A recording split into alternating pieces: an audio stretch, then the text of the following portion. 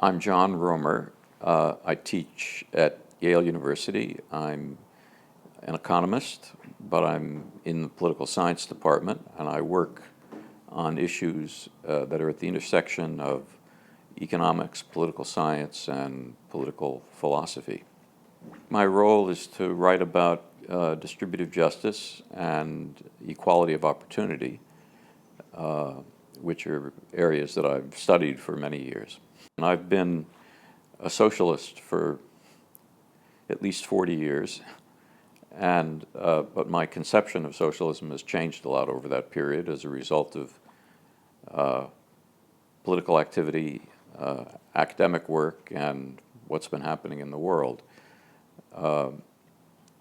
What I've contributed, I think, most academically has been a theory of equality of opportunity, which I developed as a consequence of a very active debate that was going on within political philosophy during the past 50 years, really beginning with John Rawls in 1971.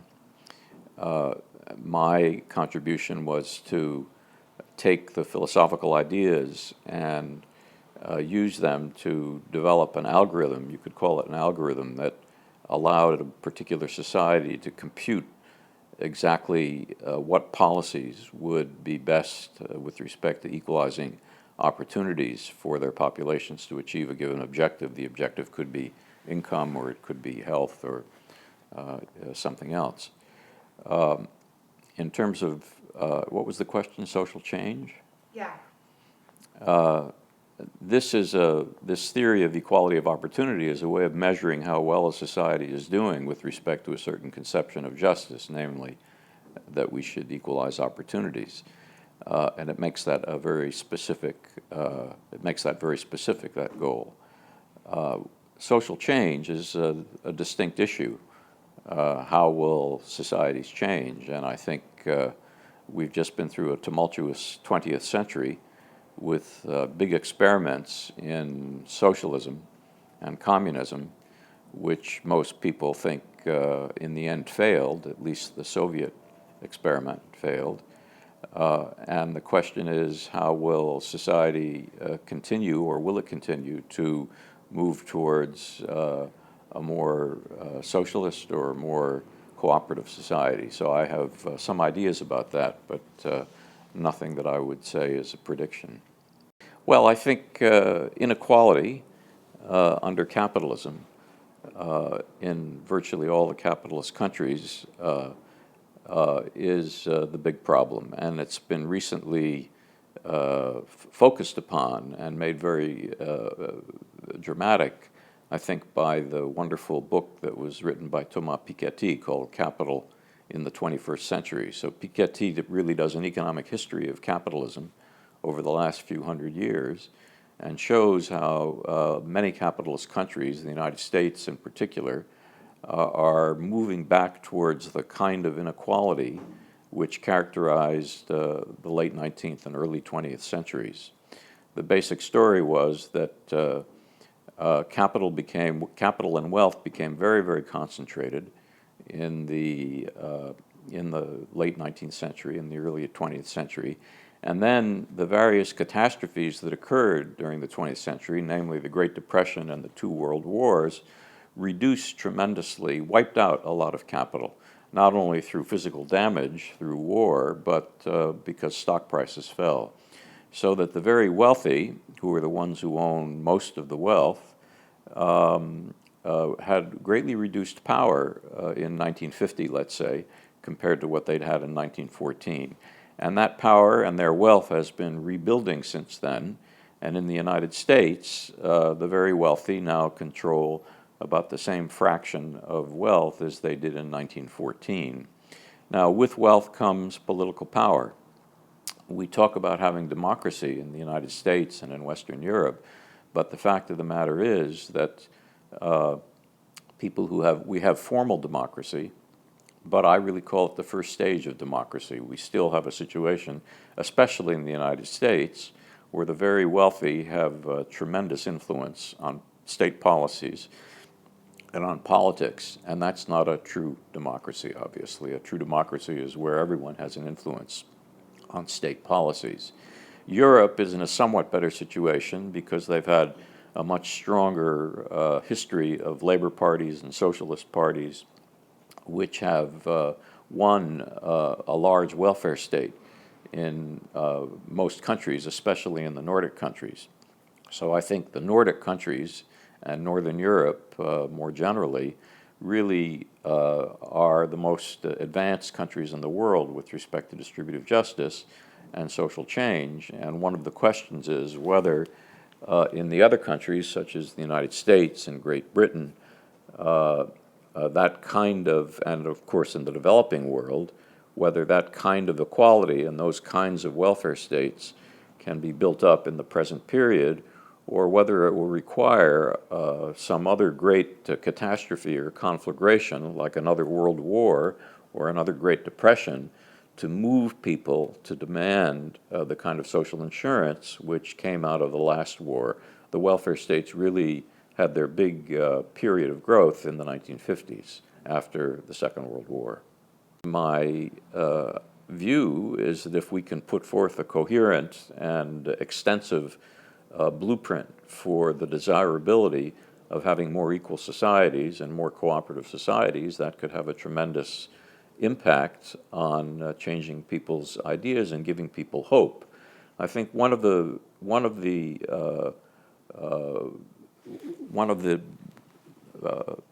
pessimistic or bad aspects of the current period is that people really have no blueprint for what a more cooperative or a more equal society would look like.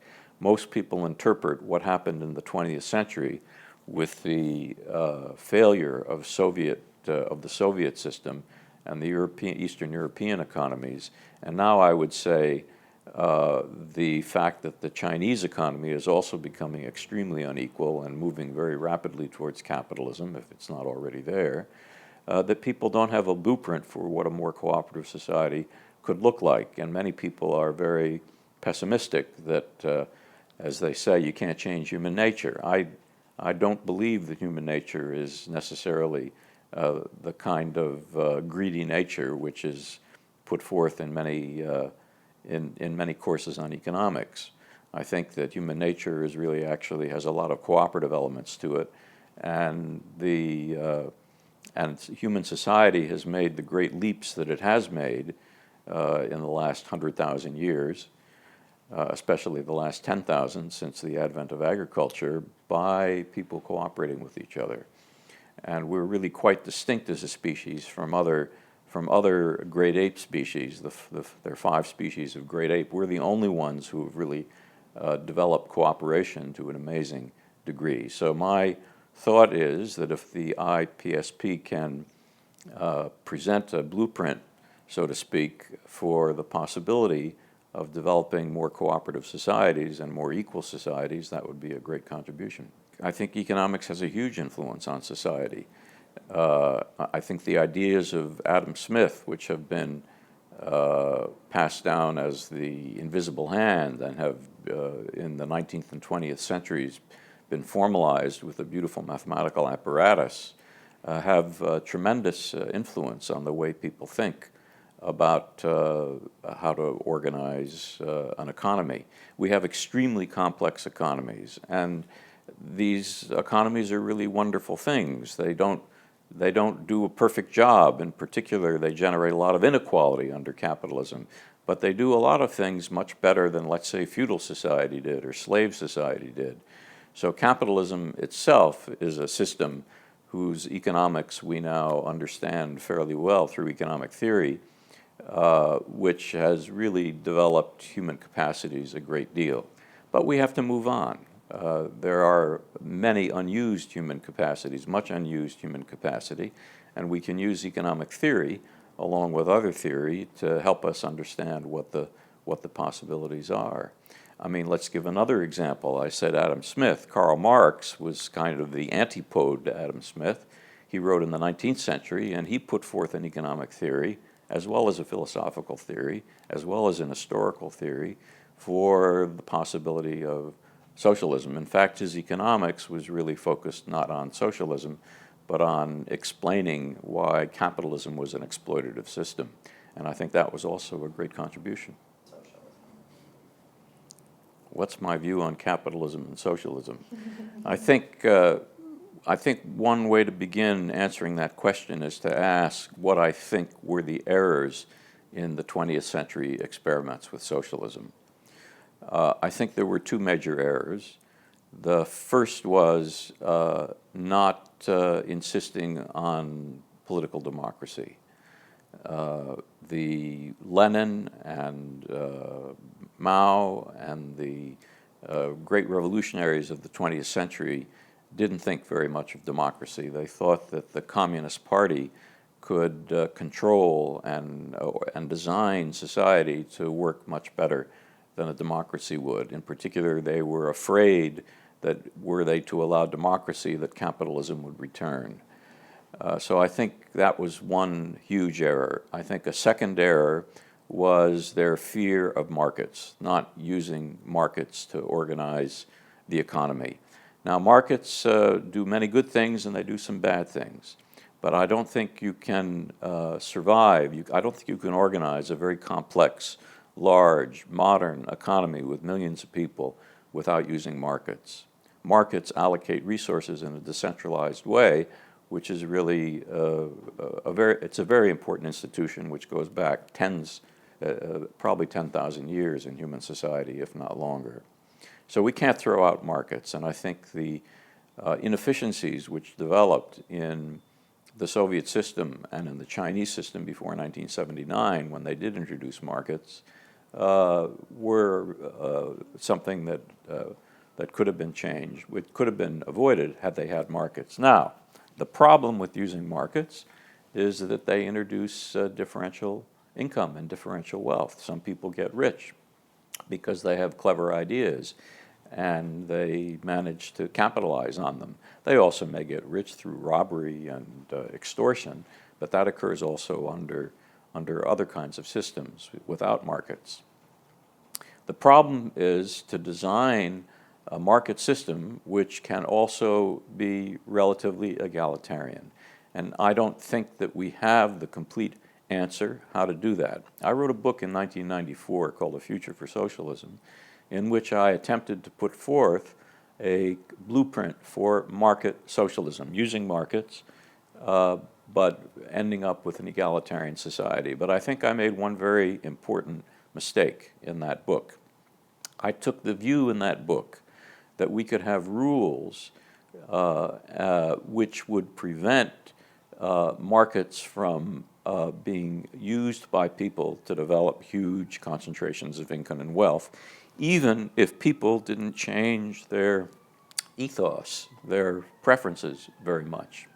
That is to say, we could take people more or less as they are now, and we could impose rules on how markets would be used so that inequality would not develop the way it's developed in modern capitalism. There'd be some inequality, but not the kind of huge inequalities we see today.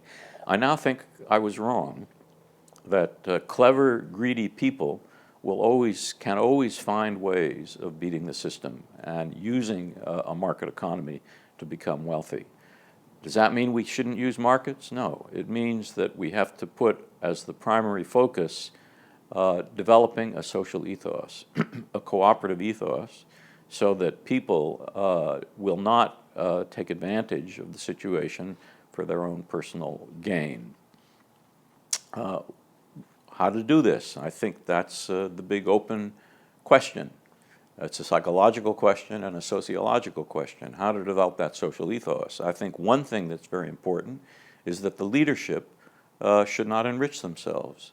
In present-day China, the leadership are all millionaires, maybe billionaires. I've heard it said that the average wealth of the members of the Politburo in China is greater than the average wealth of U.S. senators.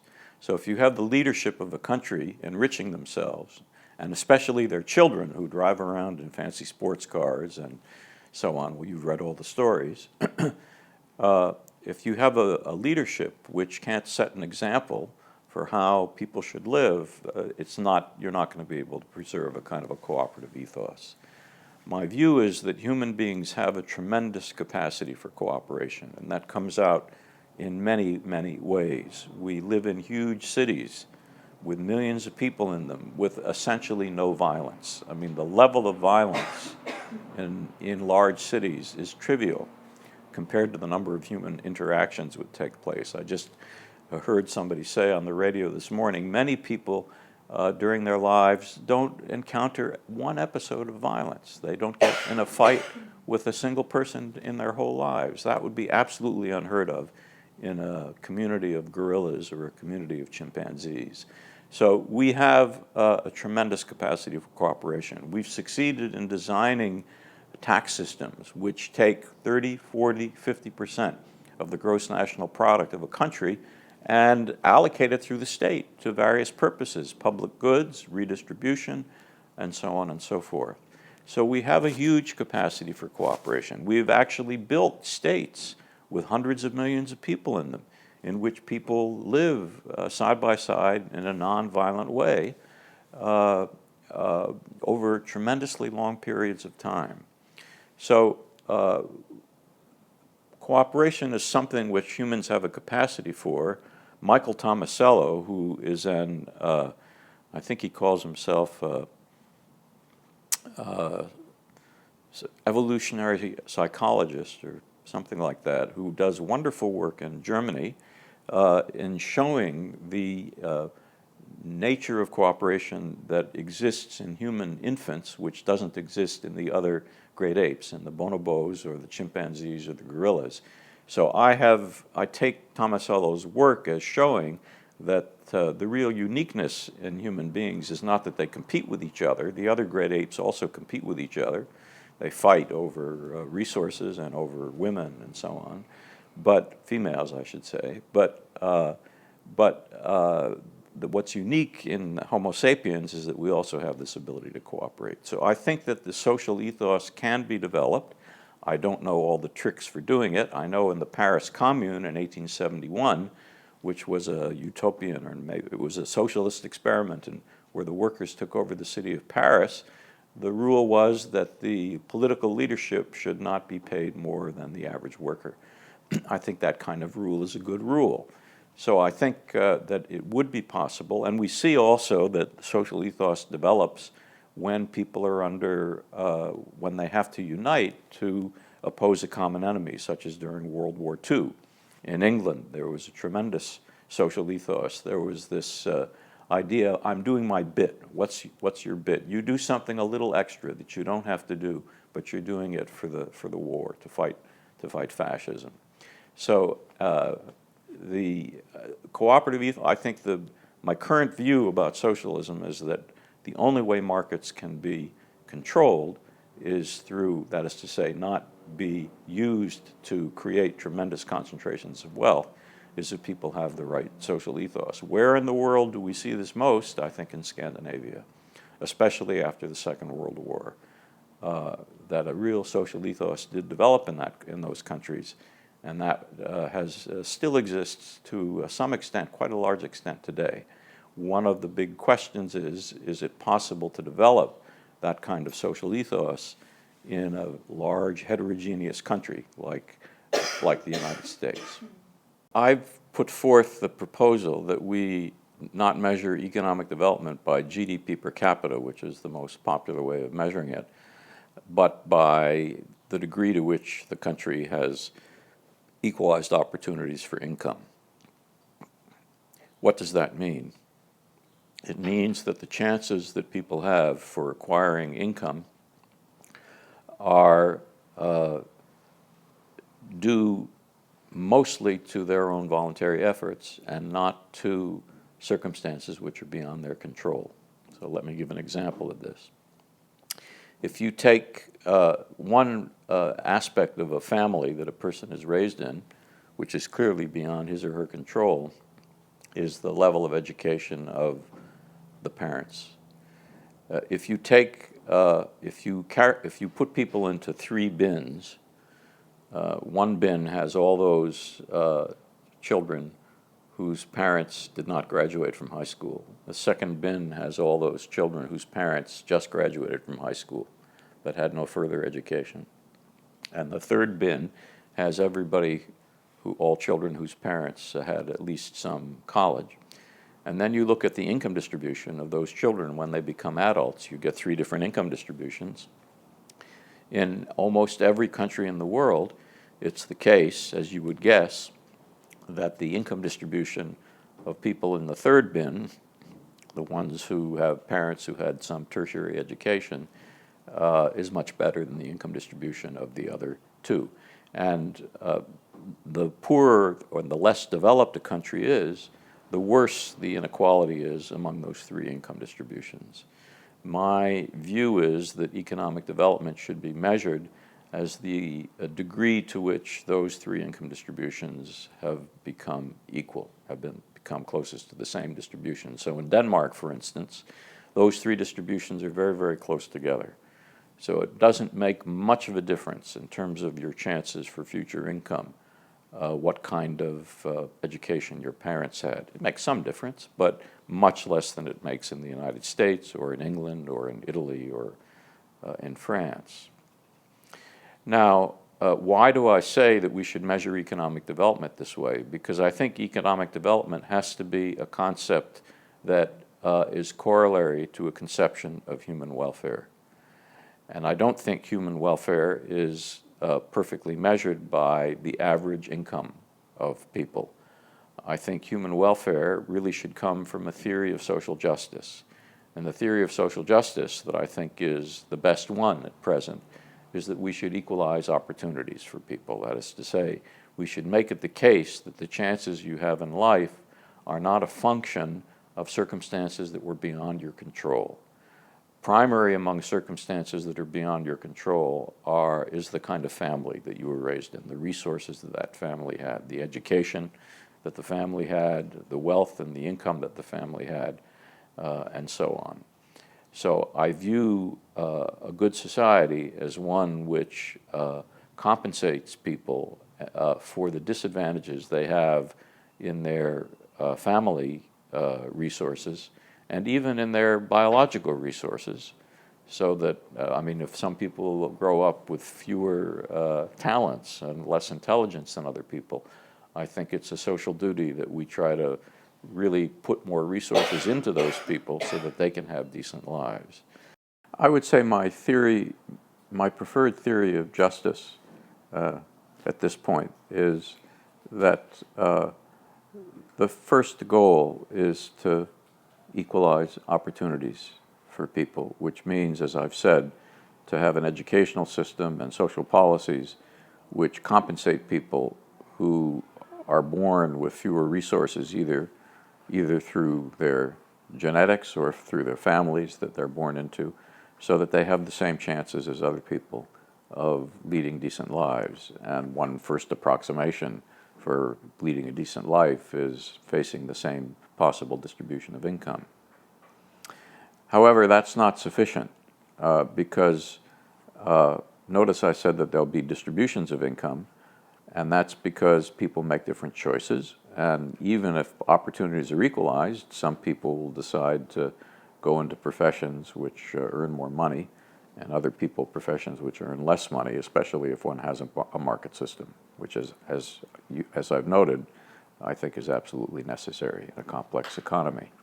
So the second question is then, how much inequality should be allowed, or how much inequality is acceptable in a decent society? And I think the level of inequality has to be quite limited.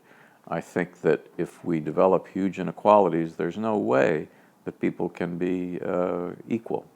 That a rich person can't consider a poor person to be his co-citizen with equal value if the difference in their incomes is sufficiently large.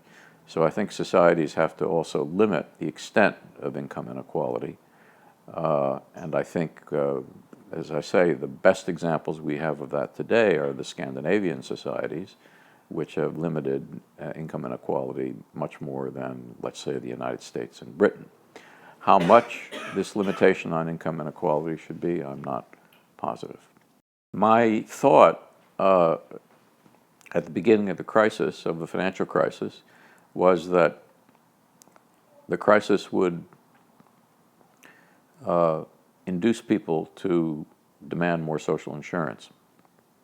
And in particular, they'd become more supportive of health care, of the Obama plan, which is really a very conservative plan. It's not anything like a national health service that people have in Britain or in Canada. It's a private insurance system where the government provides some social insurance to those over 65 and to veterans and to those who are very poor through Medicaid, but most people in the country are still covered by private insurance. My thought was that the support for Obamacare or for the Affordable Care Act would grow because of the crisis. And, well, maybe it did grow, I'm not sure, but in any case, it did not grow to the huge levels that I had thought it might. It was still the case that a fairly large fraction of citizens in the United States were against the Affordable Care Act. My conjecture is that now that it's been in action for a couple of years and people are seeing that it's working, especially in the places where the states have cooperated and set up their own health exchange, their own insurance exchanges, which is basically the states with Democratic governors or legislatures, that people are they're seeing that it's a good thing. Social insurance is a good thing. But the crisis evidently was not sufficiently severe to have the effect of making people demand massively more social insurance. In particular, the crisis affected mainly people who were quite poor in this country, people who had subprime mortgages. Probably it mainly affected the poorest 20% of the population. Certainly the very top of the income distribution, the top 1% or the top 5%, has continued to do quite well, and their wealth position is back to where it was before the crisis occurred, and their incomes have also been growing. So I think the crisis did not have anywhere near the effects that the Great Depression had. That was partly due to good management on the part of the Federal Reserve, which did not happen in the 1930s. Do I think a crisis is necessary to bring about the kind of social solidarity which would bring about more social insurance in the United States? I'm not sure. I'm just not sure. I hope it isn't. But historically, we don't have much evidence, it seems to me, for big improvements in social insurance and in social solidarity without some kind of a crisis. Well, the United States is a kind of a special case. It was a country that, first of all, in terms of the Second World War was not fought here. The only attack sustained by the United States was Pearl Harbor, whereas Europe was, a massive battlefield. So I think the solidarity that grew in Europe out of opposition to Hitler and the victory over Hitler was much greater than the solidarity that grew in the United States. The United States has never had a really successful socialist party or labor party the way virtually every country in Europe has had. So these are parties which have educated workers and made them more cooperative and political than has happened in the United States to the working class. The United States also has the history of slavery and the racism that came with slavery, so that now the Republican Party has been able to exploit the racism of white voters to get many white voters to vote for them, even though their economic platforms are not in the interest of the vast majority of white people or any kind of people. They're only in the interest of the top 1 or 2% of the population, the wealthiest 1 or 2% of the population. So I think that we have a peculiar history because we had slavery, because we did not have the Second World War here, and because there was never a really successful socialist or labor party in the United States. So it's a tough nut to crack. So I'll give a plug for our book, which is just published, called Sustainability for a Warming Planet. There are three authors, myself being one of them. And this is a discussion of what we think is the main crisis facing the world now, which is climate change and global warming. And this is a huge opportunity for international cooperation. Namely, we have to figure out how nations can cooperate in solving the problem by reducing their greenhouse gas emissions, not only for the welfare of the present generation, but in large part for the welfare of future generations. So in this book, we propose a conception of sustainability using economic theory. We try to model that conception, and we try to compute what are the sustainable paths of resource allocation that the Earth can have. And in particular, we make a proposal for how the responsibility for reducing greenhouse gases should be shared between the global North and the global South, which is to say the developed world and the developing world, or to put it even more crudely, between China and the United States, who are the two largest emitters now in the world, China being the largest emitter.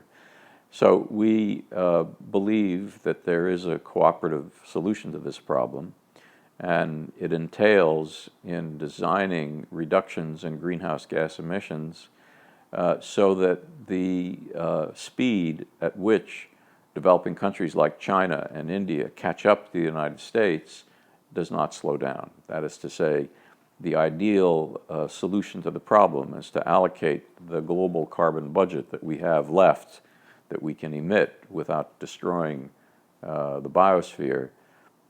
That should be allocated to the developing and the developed world in such a way that China and India would catch up to the global North at the same time as they would have had we not faced a climate challenge that we face. Now, you might say, how can that be done? Well, we propose in the book how that can actually be implemented.